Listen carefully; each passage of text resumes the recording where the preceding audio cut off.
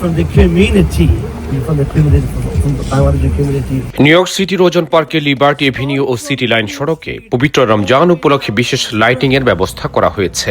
Today marks the first time in the history of City Line that our community has come together to officially celebrate the light Ramadan, as you guys can see right in front of us.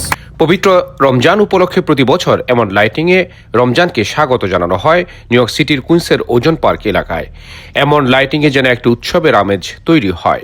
Deepest appreciation from the Masjid community, aka City Line, Ozone Park, East New York. এই উপলক্ষে বিশেষ অনুষ্ঠানের আয়োজন করা হয়েছে।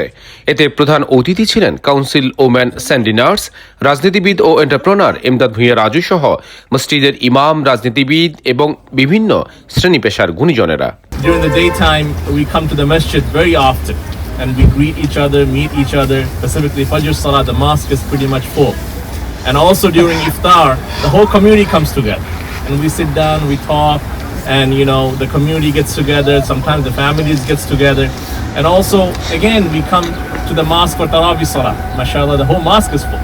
ভবিষ্যতে আরো বড় পরিসরে রমজান ও ধর্মীয় অনুষ্ঠান আয়োজনের কথা জানিয়েছেন সংশ্লিষ্টরা।